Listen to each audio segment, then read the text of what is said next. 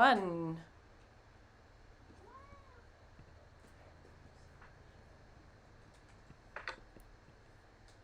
I'm Sparrows, and I'm here today with Garrett Oliver and Miro. Miro is the ambassador for Brooklyn Brewing, and Garrett Oliver, a man that needs very little introduction, is here today to talk to us about a really special beer, Palenque. Thanks so much for joining me, guys.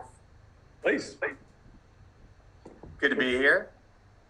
Great. I'll ask you guys to remain on camera, since I thought that I would see like all the people in the Zoom here, but I only actually see you guys. So if you disappear, I'm speaking to no one. So as far as I'm broadcasting into the ether. We'll trust that it's working. We actually have 3 beers today to talk about, and the reason why this is quite a cool tasting is it's really quite an evolution of flavor with the 3 beers.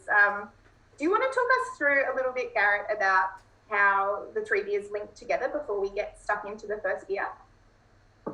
Yeah, well, as we get started, for everybody out there, I hear you've gone through a lot and lockdown and everything else. So I will tell you right now that only my colleagues Joe and Miro could possibly get me, to do this on Friday night at 11 o'clock. And since I just came from the UK, it is in fact 4 o'clock in the morning for me, which in all the famous songs is apparently the worst time of day. But I'm talking to Australians, and that is always a worthwhile pursuit. So if I say anything strange during this broadcast, I want you to know it wasn't really me.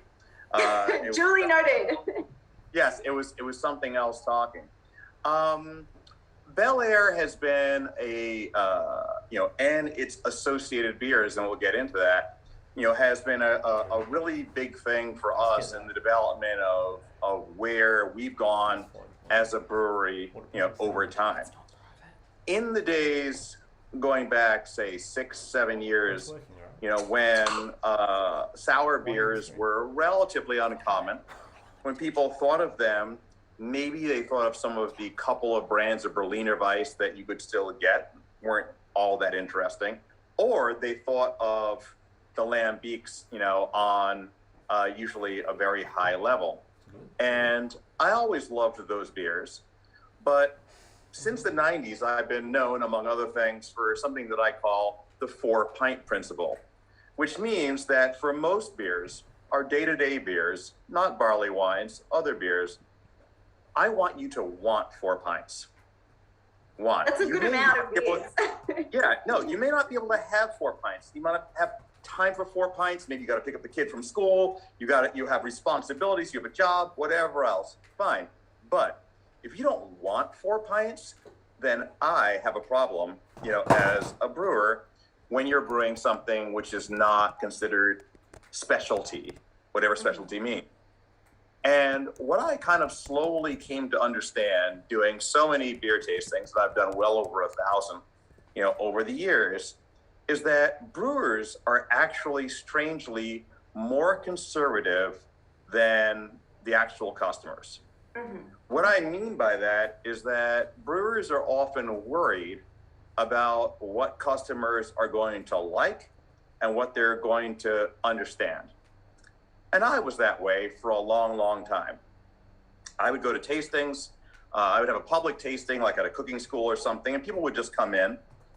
And I'd see this lady with kind of a blue rinse that you might see in California, and she's probably 75. And I'm kind of saying to myself, like, well, what is she doing here? And then there's like this old dude in the back, and he's like 82 years old.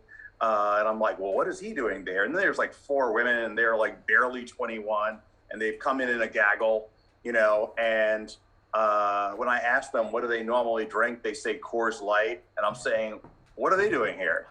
But what I learned over time, is that people are actually pretty sophisticated. Your idea that people will not like the smoked beer, or they can't handle the sour beer, or that, lambics are too much for them. What this is your own ego telling you that you're special and they're not. And the thing that I've really learned is that this is almost never true. And so when we think that people aren't going to drink sour beers, this is actually a function of ego. It's also a function of what's happened to, worldwide beer over the last 100 years. So if you look at alcoholic drinks, they are usually broken down, generally. There are exceptions, but not that many, into one of two camps. There are bitter-based drinks and there are acid-based drinks. In the world of cocktails, the acid-based drinks are usually almost exclusively based on lemon and lime as the acid portion. Think about it. Margaritas, anything, whiskey sour, anything sour is based on citrus juice.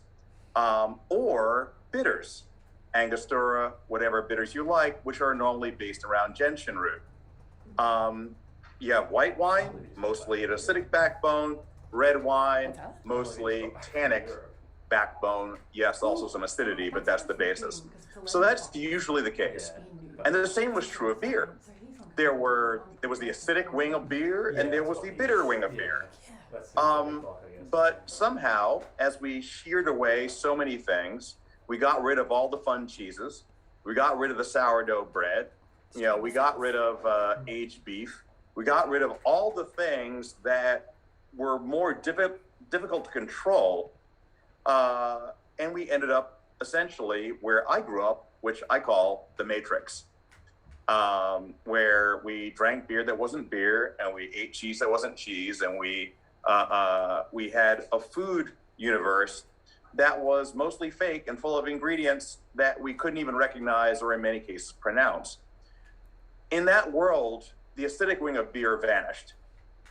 And so when it comes back to us, it looks weird. We're like, well, it's the same like when I first saw a cheese shop in 1984 in Paris. If you'd said to a New Yorker at the time, even the words a cheese shop would have literally been funny because there were only 5 cheeses. How could there be a cheese shop? And I walked in there and then like, what is all this? What does that smell? It is the fromage, monsieur. And I said, good Lord, they're all covered in mold. I had never seen anything like this in my life, which is pathetic, but it's where we were living.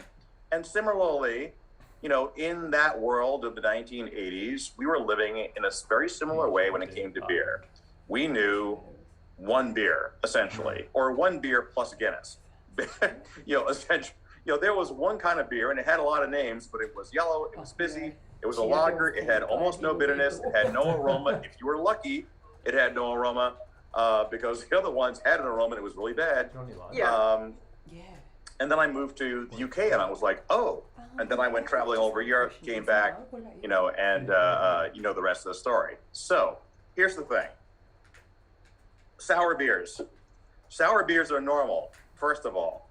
Secondly, bitterness takes time for people to learn to like. And we all like it. I've been brewing IPA since 1989. But let me tell you something.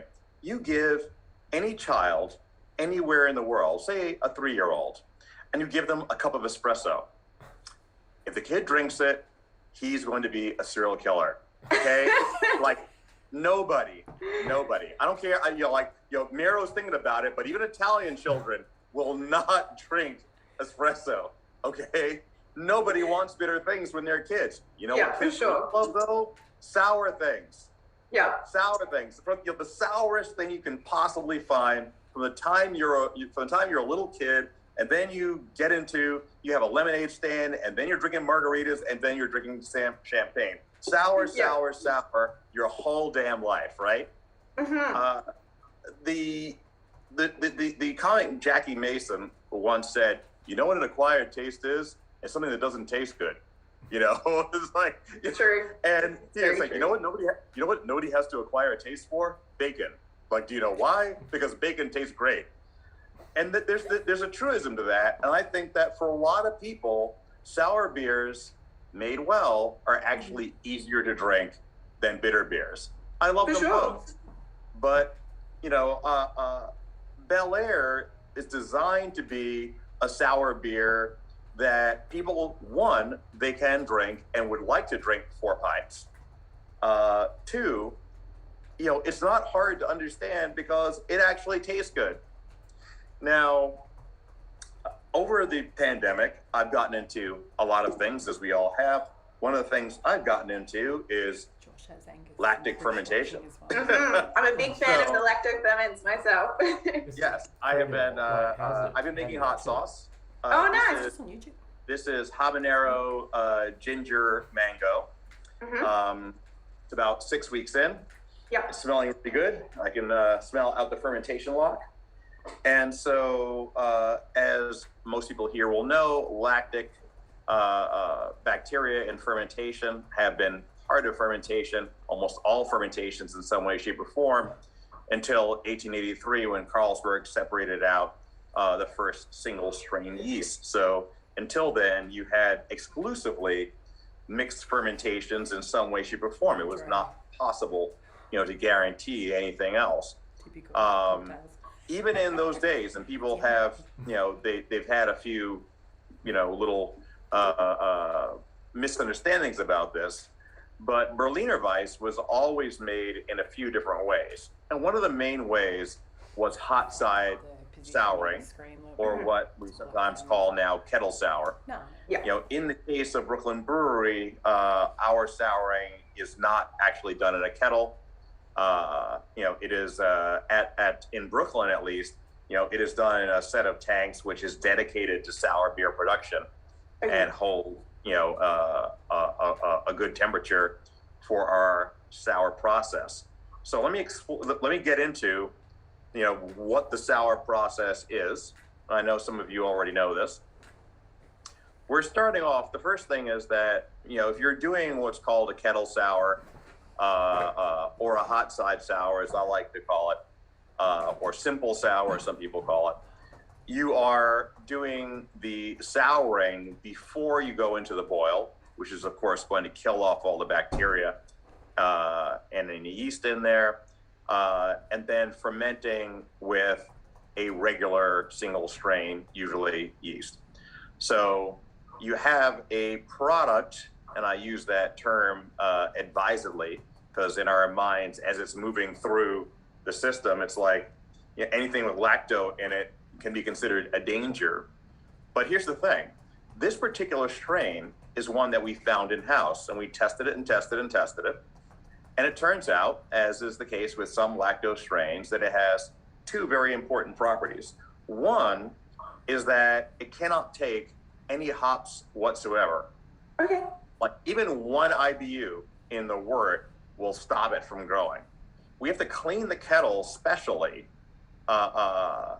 before, or rather clean all the equipment specially before we actually go into our souring portion, and make sure that there's no hop remnants in any of the previous vessels, or this won't grow.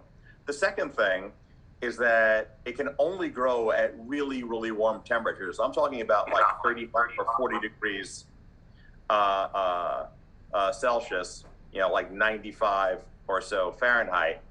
You're talking about, very high temperatures, which we certainly hope the beer will never be at.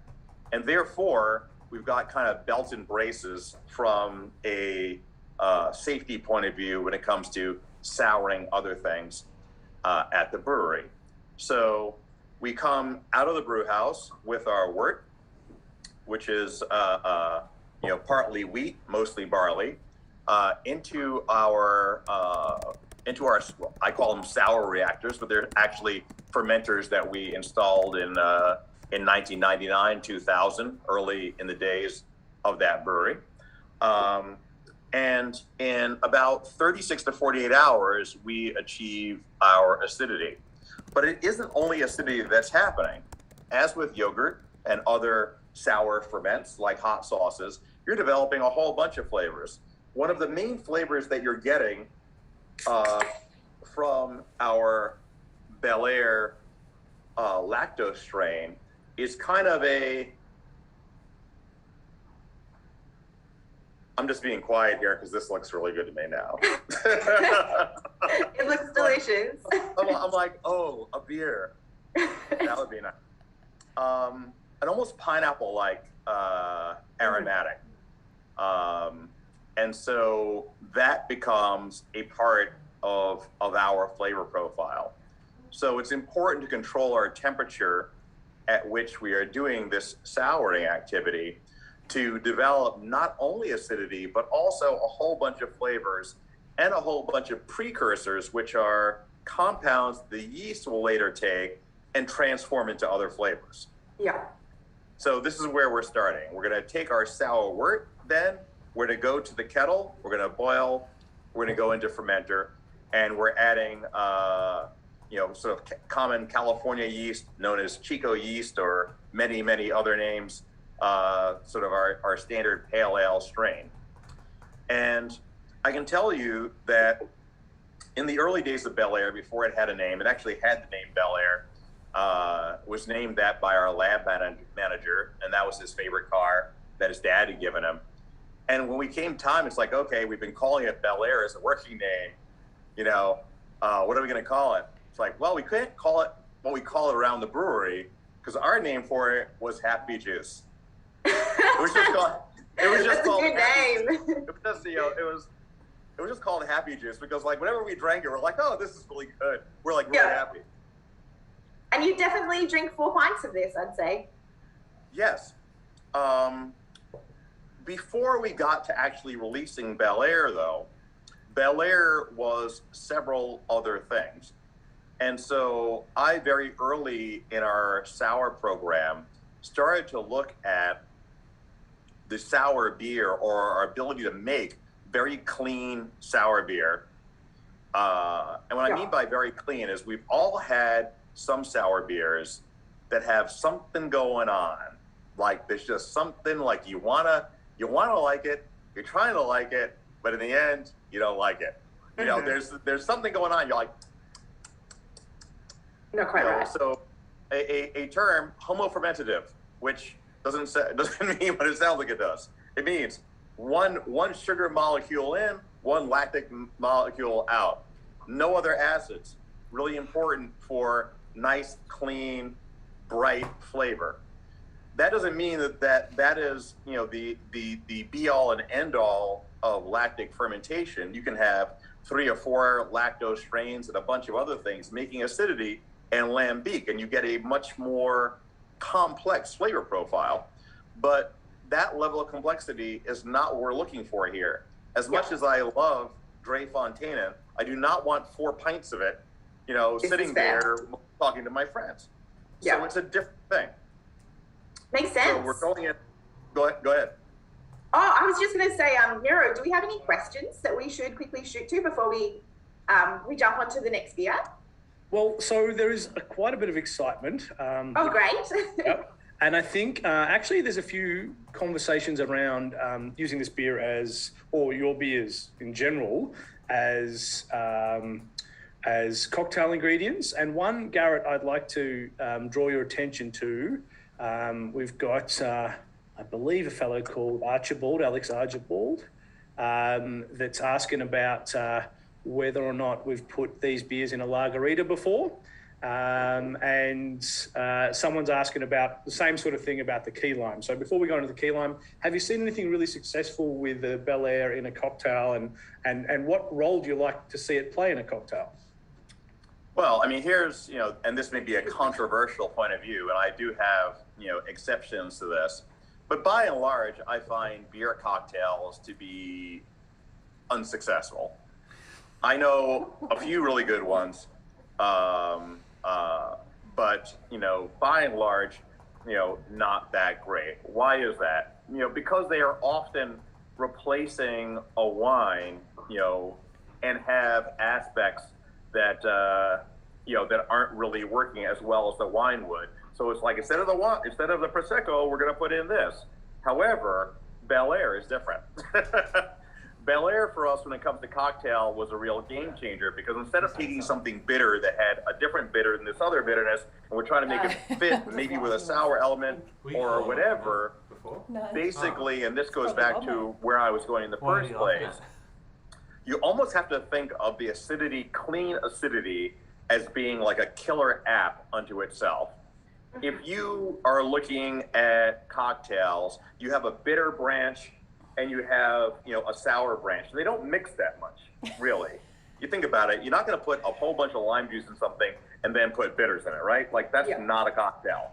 So you're looking at it, it's like, okay, there are 4 or 5 families of cocktails, sours, swizzles, old-fashioned variations, Manhattan variations, and they all branch off, like the beer world.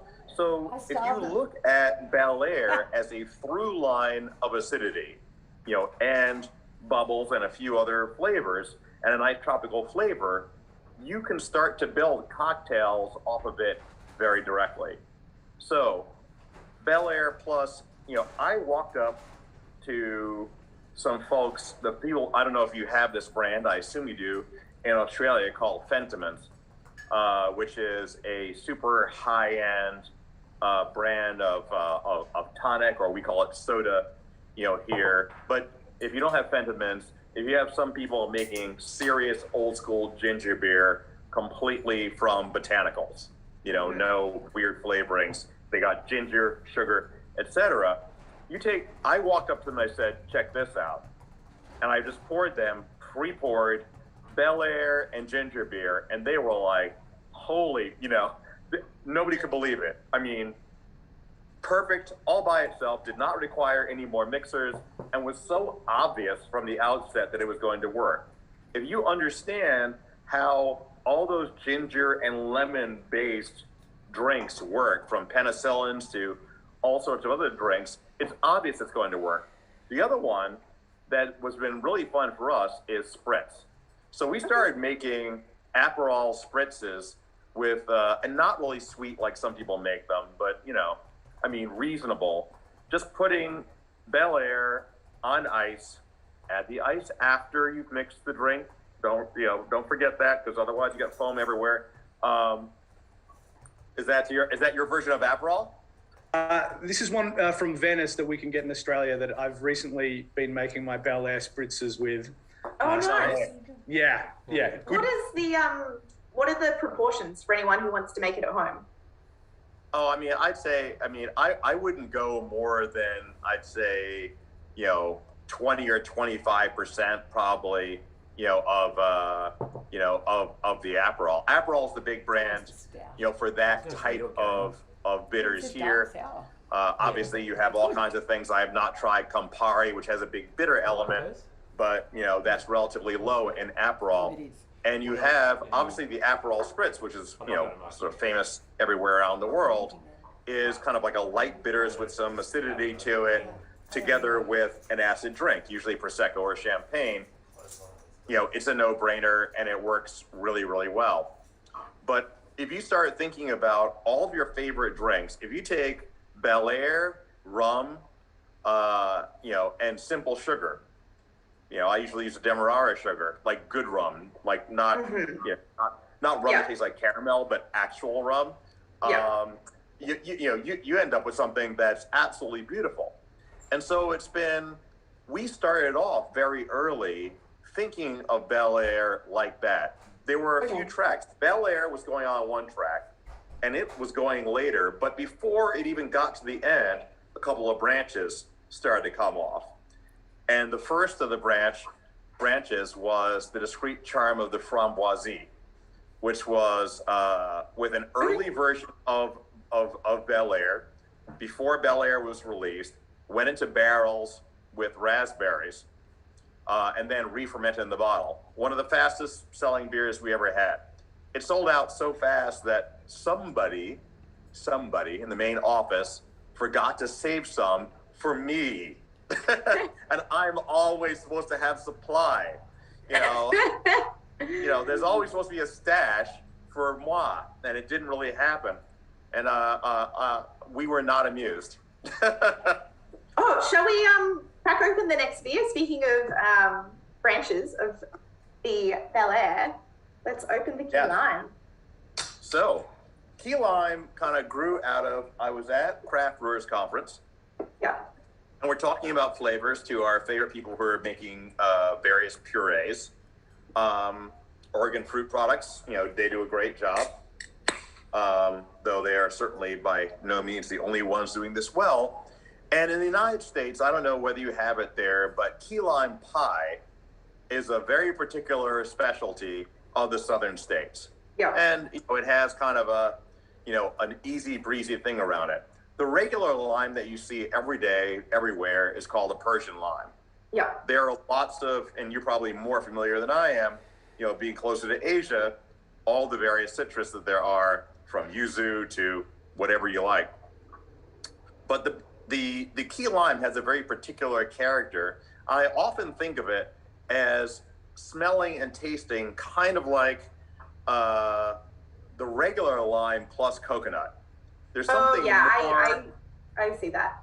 There's something more exotic, to use a strange word, about, and distinctly different about, and tropical about the key lime aroma. Now, I'd love to kind of drill down sometime on what the organic chemistry is of what makes key lime smell and taste different than the Persian lime, but it's a very distinctive character, as yuzu is, and many other of the citrus fruits. So very early, when we first did the Screed Charm and the Framboisie, we said, okay, that's great, barrel aging, whole fruit, etc. But there is kind of a third way that could make beers like this more accessible, and that didn't require strange extracts or whatever else. And this involved using a fruit puree towards the end of the fermentation, the main fermentation, so that any sugar in the puree would ferment out. Okay. So you don't have a sugar bomb. We did want these beers to be sour and not sweet. But if you add towards the end of the fermentation, you haven't stripped out all of the aromatics. So better to add it towards the end than towards the beginning. You also, if you're using raspberries or something, have less flavor, color changes than you would have if you added it towards the beginning. So last couple of degrees of fermentation, we're adding our puree. It's fermenting through to the end with everything else. And the great thing about these purees is that, you can get them, aseptic, meaning that they have been thermalized and do not have various creatures growing in them. And therefore, the resulting beer can be put through regular systems and bottling lines and such. Makes sense. Garrett, could I just share a bit of my perspective, or a bit of Australian perspective, I think, on this? We don't really have key lime here, but... Miro, you would like to say words? Don't you know that I use all words? I can speak. I can speak for 5 hours about beer without breathing. You do know that, right? Yeah. And I could probably listen for most of that time. So, there's that wonderful joy you have when a beer is perfect in a way that's correct. A lovely Pilsner, or, you have a connection with something because of its craft. And that agrees with that part of your brain that this is well done. And then there's a really beautiful part, I think, in food, which takes you back to a happy memory. And I think in literary, they refer to it as a Madeleine de Proust. And there's a beautiful moment. I'm not familiar with key lime, but with this, it reminds me of the homemade cordial my friend's mother would make in my childhood. I'm not sure if you have that phrase, cordial. A syrup. Like limoncello or something like that. Yeah, well, it's non-alcoholic and it's like a kid's drink that's not soda. It's just very sugary. And my friend's mother would make a lemon, cordial with a stopper top. And when I drink it, my eyes would kind of wince and I would smile. And as soon as I had that sip, I was back at my friend's house, probably 14 years old, and there's no cares in the world. And that was a really beautiful experience I had with this beer just then. So thank you. You had no cares in the world at 14? You were that's great. What kind of childhood were you having? I thought you were going to say when you were 5. You're 14, you had no cares in the world. You were an exceptionally well-adjusted child. That's quite unusual. I was exceptionally unaware That's probably what was going on. Always best when a teenager to be as unaware as possible as what's coming. No, I think that's definitely true. I mean, the ability to evoke memories and things like that. For me, this actually reminds me less of a key lime pie and actually more of a like a pina colada. Because of that almost coconut-like element that the key lime brings. And what I know that this is, especially for American regulators, I'm glad that they're not paying that close attention to where the name came from. But we're not in any way promoting drinking and driving. But in the name Bel Air Sour, the reason why we kept the name is that the whole point of it is that it's easy breezy. It's like your arm is hanging out the window, of your car on a beautiful summer day, and there are palm trees going underneath, and you're heading to the beach, and there's a surfboard in the back, and it's Sounds not, good. it's not like a special occasion. I mean, Lambics, my Dre Fontaine, Pierre Gaston is a special occasion, but it doesn't have to be a special occasion. You can get it in a 6-pack. You can drink 4 of them over the course of an evening. And that's kind of what we were trying to do with these sour beers, was democratize them, and even if people are unfamiliar with key lime, we have found that we've made beers that mimic certain things. For example, the old-fashioned cocktail. And we have found that people will drink these beers not knowing the drink, and then will go get the drink based on the beer and fall in love with the drink itself, which is super cool to me, because that's great. You can get people interested in other stuff. It's sort of like listening to people talk about their influences in music, and then you go listen to their influences, right? So it's the same thing with this. Oh, I love that. I've done that even in places like Sweden, where we made a beer based on aquavit, which is a very particular flavor. And in Sweden, at least, is like a flavor of summertime. And we made a wit beer that had all the various aquavit spices instead of the curacao, orange peel, and coriander. And because we're really clever, we called it aquavit. Get it? But when people tasted it, it reminded them of all the time that they spend with their family and friends, in special places in the summertime. So I was trying to evoke something, a memory that I don't even have. But I talked to so many Swedish people that I knew that they had it. So, I kind of love that. I mean, that's the beautiful thing about drinks and food. It's about evoking not just sensations, but memories to things as well. I think a lot of good brewers and a lot of chefs, that's what they're trying to do, is not just present you with something lovely, but also connect you with something from your past or something important to you. Yeah, and it can go both ways. Like I said, cocktails, we've often had events where if we made a beer based on a cocktail, the cocktail itself was being served at the same event, which is always super fun. So you can kind of deconstruct that, or you have a coffee beer where you're actually serving the coffee as a cold brew, as part of the tasting. And if it's in whiskey barrels, then you're tasting the whiskey as part of the tasting. And by the time you get into the tasting, you can see the whole thing put together. So you can evoke memories, you can evoke a whole bunch of flavor senses. So you kind of make, the person who's drinking it, becomes in a way, chef-like in their thinking, because they kind of get to see how you thought about it. Yeah, for sure. I'll tell you a funny story though. When we decided to make, the key lime Bel Air, we had to figure out what the proportion was, because the Bel Air, the key lime brings its own acidity. Sure. If we took regular Bel Air and we added to it key lime, the acidity would be boosted up way over what your average person is going to be able to deal with. So the base beer needed to have its acidity brought down.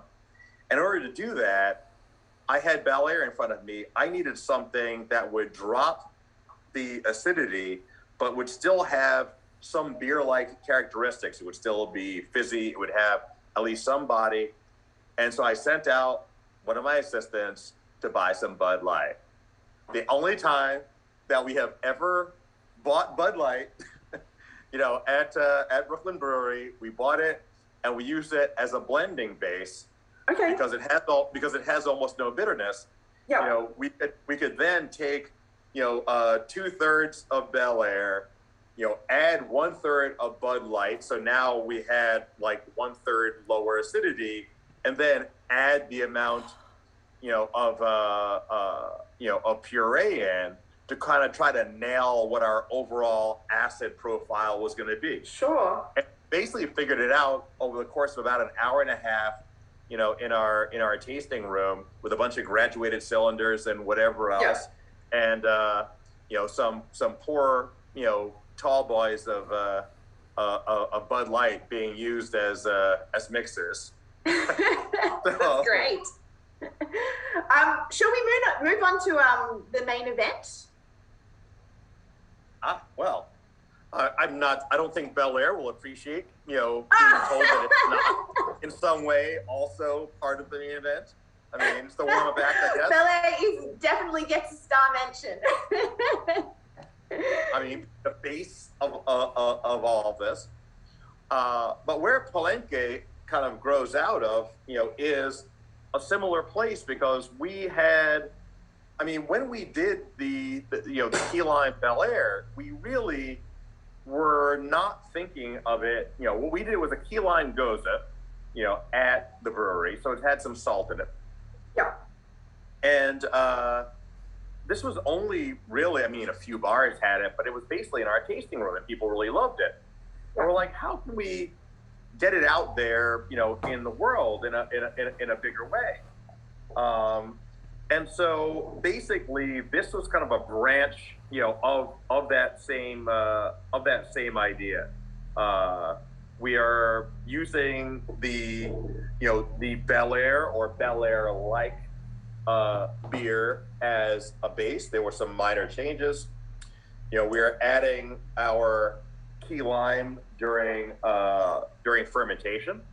Yeah. We are then barrel aging in mezcal barrels, which are a fairly rare thing because most mezcal is not barrel aged. We are doing, that aging for, if I remember, it was like about, 8-9 months. Then at the end, we added a little bit more puree, just a hint, to bring back that freshness, of character. So this beer, be about 2 years old now. We've obviously undergone re-fermentation in the bottle, as we see from that very vigorous pop. And if you have it, at home, you'll experience a almost champagne-like carbonation. And I will remind you, as I always do, that this is not beer in a champagne bottle. Champagne is in a beer bottle. Don't let them tell you anything different. This is our technology. We did it first. They learned everything from us. They have better PR. This has a lot more richness to it. Yes. So this is a much bigger beer. This is 8.7%. Yeah. So we're delivering something which, is much more of a special occasion beer here. Yeah. A lot it more. Really does. Oh, sorry. Go ahead. Yeah, sorry. Oh, I was just thinking it really feels like the parent beer, like the grown-up version of this. Yeah, that is definitely one way of thinking about it. It has relatively pretty low bitterness. You'll pick up some, but not that much. The acidity is bracing, but the important thing is that it stays like super clean. And the key lime, together with the flavors coming out of the oak, just give you this beautiful combination, that reminds me of rum in some ways. All sorts of other drinks kind of, come to mind in various ways here.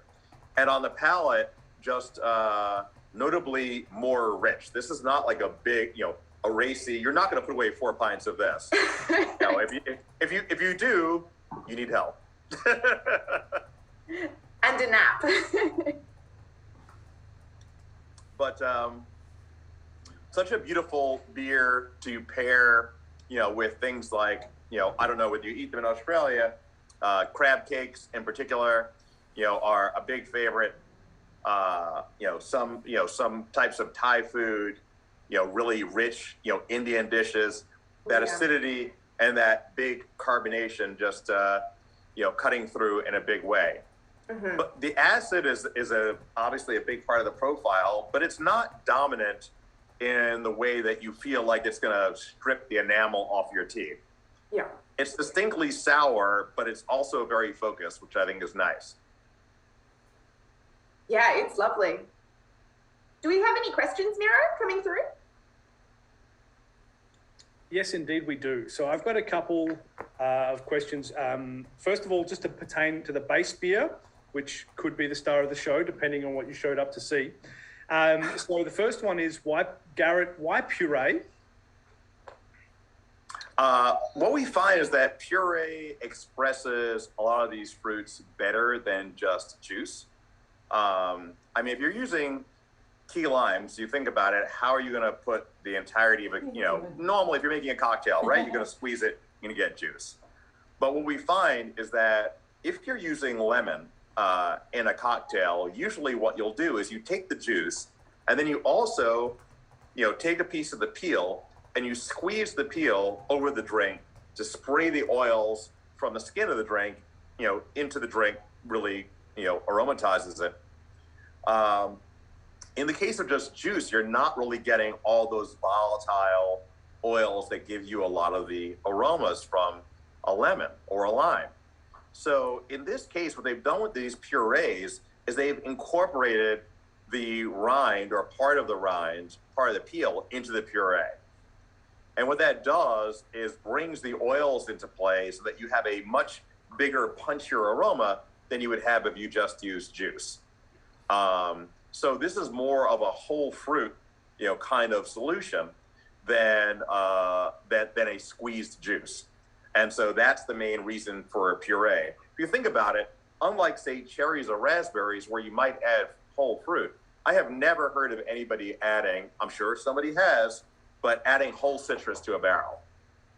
It's not the type of fruit where all the parts, especially that pith portion, which is often very bitter in a weird way, and not eaten in many cases, is really going to work. And so lime peel is interesting because a lot of people don't really focus on this, but you never see anybody take a lime peel and squeeze it like lemon or orange over a drink, because lime oil is very, very bitter. And in fact, there are lime bitters, it's kind of thing. So the bitterness that this has actually is coming as much from the key lime puree as it is from hops. Okay. It's a different kind of bitterness, which gives it a different quality. Thank you. That's a beautiful answer, and I think really evocative as well. The next question, Garrett, is really important to me. I'm glad someone asked it. I came up in the Belgian Beer Cafe learning about beer through the Belgian perspective, and foam's really important on a beer. To me, that's something I look for. It's how a beer can look handsome. And I get worried when the foam dissipates, but with some sour beers, especially the beers we're having today, the foam doesn't stick around on top that very long with the Bel Air, is not as long as some other styles. What's going on there? Well, in the case of the Bel Airs, I would say that, this has been sitting for 20 minutes, and still has, its little ring of foam. It has not fallen, completely and utterly flat, but it's true, it's not sitting 20 minutes later, with a couple of fingers on it. You do have in acidic beers a foam breakdown, which is, first of all, hops are foam positive. So, they actually support foam, whereas acid, has an opposite effect where it tends to break down foam. Now, in the case of, the key lime, we've also got, this has been sitting there. I poured this maybe 20 minutes ago, and that still has some foam on it. And here, we're seeing still poured this a few minutes ago, a little bit. So I would say that, you have a few things that work. You do not have, the hops holding the foam up. But, when you're doing bottle conditioning, that is foam positive, and tends to produce a foam which will last, for a while, but it's not going to sit there. I mean, you don't see it just going boom, boom, boom, boom, falling back to, a little ring. The foam does stand up, but it's true that it does not, the proteins that are making up the foam, don't tend to stand up quite the same way as they do in bitter beers. Also, this having spent so much time in barrel, you will have yeast that comes through, a little bit of yeast breaks down, not enough autolysis flavors, but you can get some enzymatic action out of that yeast that will, break down foam over time. But, this still forms a pretty nice foam on it. And it will hold up, as well as most. But, Bel Air, at its best, holds foam, really fairly well. But acidic beers, generally don't. And if you look at lambics, lambics, even guzes often don't hold foam really at all. I mean, for more than 5 minutes. Thank you very much. That's a great answer. And then the last one, Cherry, before we keep things rolling along, is about food pairing. Garrett, surely you were going to expect a barrage of these. And we've got some people very excited about Palenque and how to pair it. We've got people talking about crab. We've got people talking about tacos al pastor. Personally, that's got a big thumbs up. The tacos al pastor. Yep. Salmon dishes, tuna. I kind of think that anything for this whole grouping, yes, it's going to be different for different beers, but anything that you could put like a slice, squeeze a wedge of lemon over it, you are likely, and that includes things like, some pork dishes, Italian pork dishes, like saltimbocca and stuff like that. Things you might not even think of, like, vitello tonato. I know you gotta, Miro, you gotta love your vitello tonato, right? Don't tell me you don't. Yeah. That's nice. I mean, you don't have to drink Barolo. If you have nice Barolo, I will drink it. But this works really well. And the acidic wing of beer just gives you a whole other range of great stuff to work with for your toolkit. Great cheese pairings as well. Especially, there's a wide range of cheeses, but interesting pairings against stuff like Stilton, etc., and then just easy knockout pairings with a whole range of goat cheeses, where, the acidity is a big part of the flavor profile of, all the goat cheeses. And so from really fresh goat cheese, which tends to be very citric in of itself, you get it like 2 weeks old, to aged, goat cheeses, you can do some beautiful pairings. And what's been really fun over the years is, and you know this from experience, Miro, having seen it, I do a lot of competitions versus sommeliers. Often they are for charities, etc. It's all in good fun, but I do come to win. Of course. I mean, I love wine, but don't come doing donuts on my lawn. I'm gonna drive you off, and I love it. There are two kinds of sommeliers: the ones that know they're going to lose, and the ones that are surprised. Okay. I actually enjoy the ones who are surprised more. Because, I'm sure that's more fun. because I'm a terrible person. It's a little bit mean, like you're pulling the wings off a fly or something. But like when the person comes to realize that I have all the stuff they have and 8 more other things, it must be really dejected. They become dejected sometimes. But no. no, it's all in good fun. We when I was in Melbourne, we did a great tasting, against an Australian, winemaker, whose wines were, really beautiful. He just can't make them taste like chocolate and coffee and everything. So yeah, for sure. 10 minutes by tractor, Cherry. Sorry. yeah, It was 10 minutes by tractor. Okay. Yeah. From Mornington, and he came with a lot of good humor and cheer, and he dosed his Blanc de Blanc. He dosed it with a little bit of extra sugar for the event. One case for the dessert. He was doing everything he could to bring in extra guns. And he brought in his award-winning. There was a year that his Shiraz was equal highest rated Shiraz in Australia, and he brought in a case of that. And it was almost a draw, Garrett. It was almost, but it was. I am always ready for aggressive negotiation.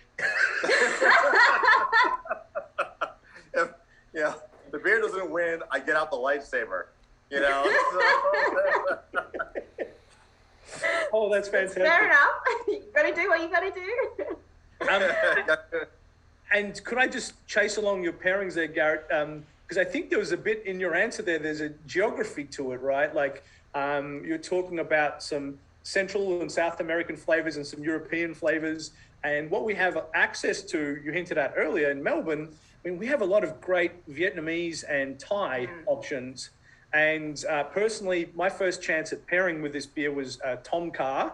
But I think that there's all sorts of broths and sweet and sour kind of soups and flavors in Thailand and Vietnam that really marry nicely, or even just that approach to Thai style dining, where you have a lot of different dishes, and then a beer like this can help you just like navigate the table. Yeah, I absolutely agree with that. And so many of them will use a citrus element. I would love. I mean, it'd be so much fun to do, a makrut, version of something like this. I love makrut lime. Sometimes known as Kepper lime, or a few other names. Another great sort of lime variation. Which when I was traveling through Thailand, I was loving so much. And so it's there are a lot of other things that that we can do with this as a direction with other fruit and such. But this is one of our favorite explorations, if you like, of that. Yeah, sure. Fantastic. And do we have time for one last question, Garrett? Yeah. Go for it. With you, Garrett. Yeah. Do you have time, Garrett, for one last question? Yes. Great. So one thing that's a big part here is the barrel, and we've got a question from Jenny about maybe getting an insight into your barrel aging program and how barrels are chosen. I'm guessing that with different suppliers and different spirits, you might have to fight different quests and fight different journeys. But can you give us an insight into how your barrel program works and how this beer came from it? Well, I mean, this really, in using the mezcal barrels, this was coming from a project that we did with Del Maguey, using, and you've had this as a ghost bottle, Mero, this beer called Chichicapa that we aged for a year in a barrel, in some barrels that had held single village mezcal from Del Maguey. And we had in that beer a really beautiful expression of the mezcal, and the smoke. I would say these barrels, and I hate to admit this, I was expecting a little bit more smokiness. The barrel itself is from a mezcal called Scorpion, which is fine. But whenever you're buying barrels, you never, unless you know the people directly, which I did in the case of Del Maguey, you don't ever know, unless you go see them yourself or something, quite know what you're getting. How many turns of the mezcal or whatever the liquid was did it have through the barrel? Second use, third use, fourth use. Can you find out? And what can you know? These were perfectly nice barrels. There is so little mezcal that sees barrel time.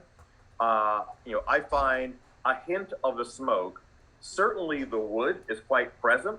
and it's nice, but I wouldn't be able to separate it that well from, say, tequila would.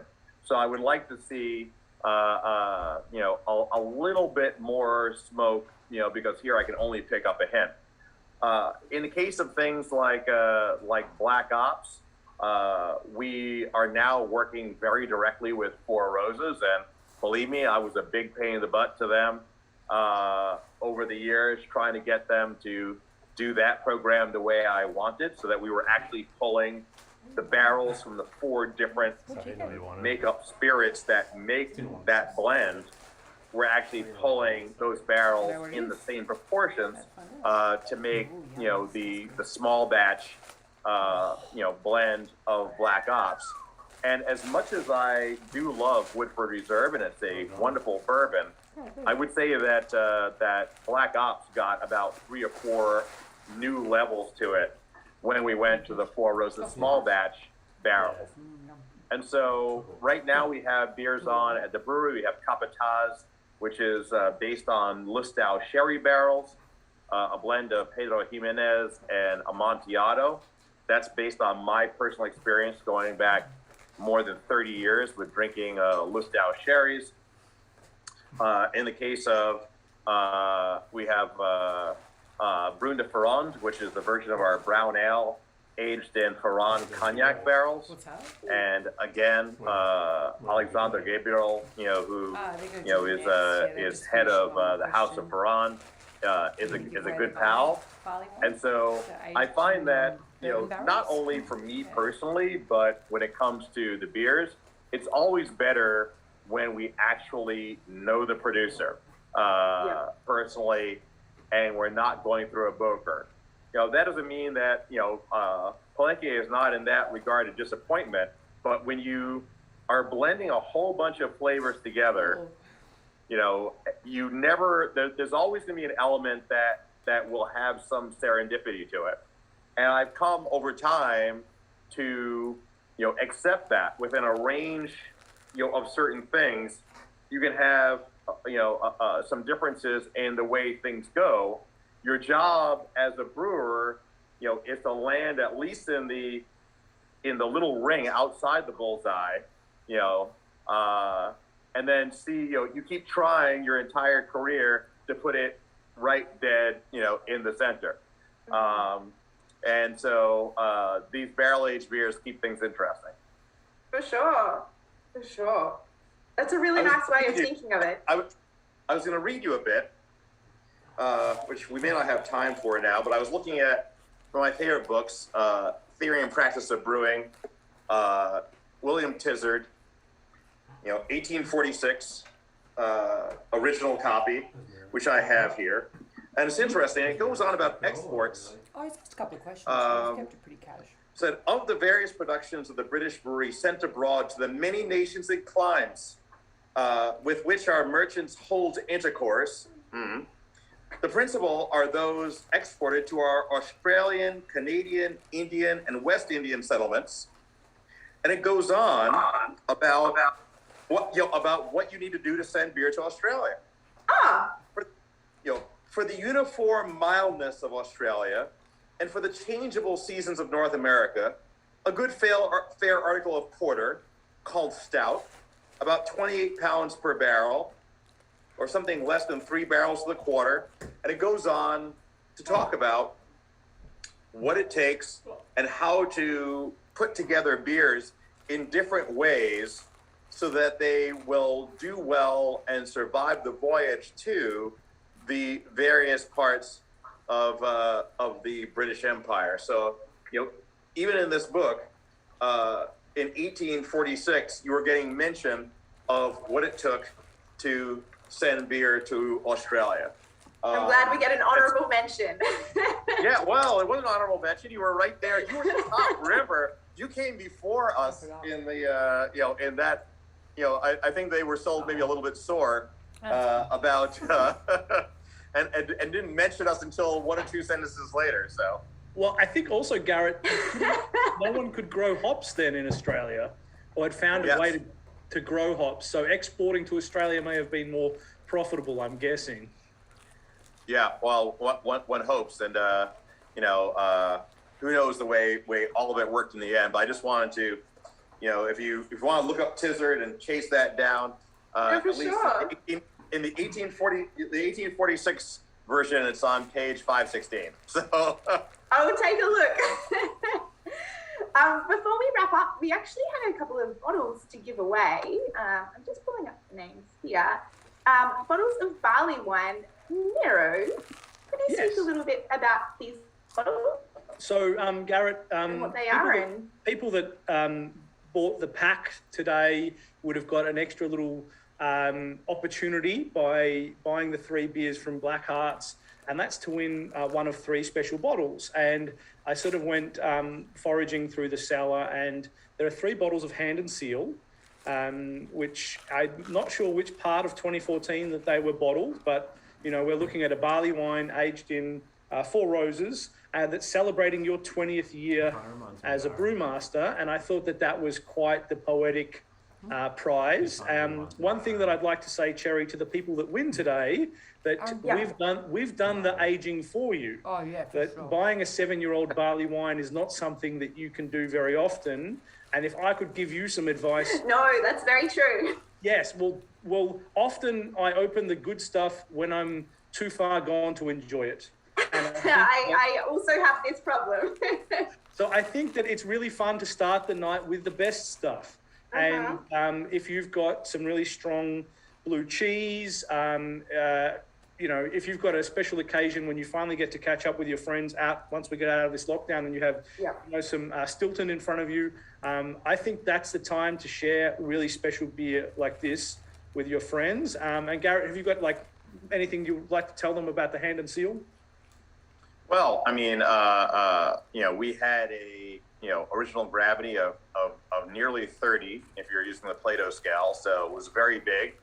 And we're really going for kind of old school British barley wine, which at this point with those 7 years, and a year in the barrel beforehand, you're really getting out of the baby stage of barley wine and seeing greater development, a lot of tropical fruit.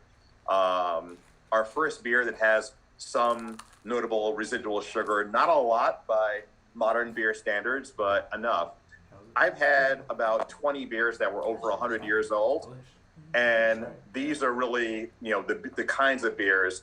Often they were coronation ales, that I was trying to channel with that beer. So that was, my 20th year at Brooklyn Brewery in 2014.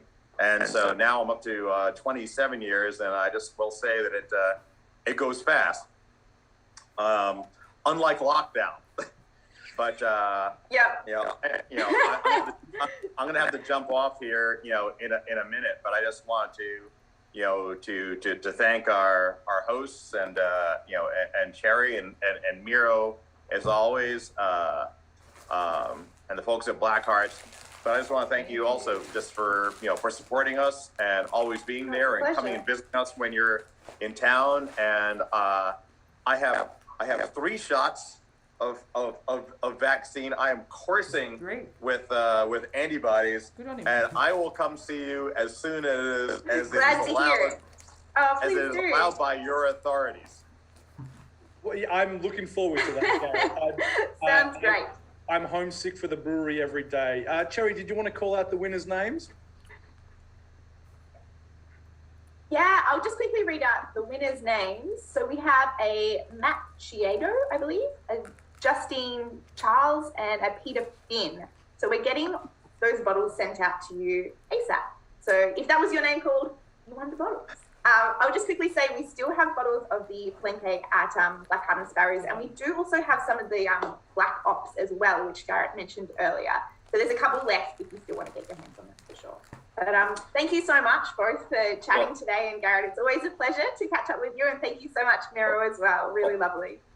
Well, congrats to our winners, and for those of you who won, not that I won't talk to the rest of you, but you can always find me at Garrett Oliver on Instagram. So if you get that bottle in front of you, if you're one of the winners and you've forgotten because you've been drinking, some of the things that I told you, and you need a description, I will be there at the other end of of this guy right here. So let me know. But thanks very much to everybody for for tuning in. Perfect. Hope to see you soon. All right, chat soon. Take care. All right, ciao. See you later.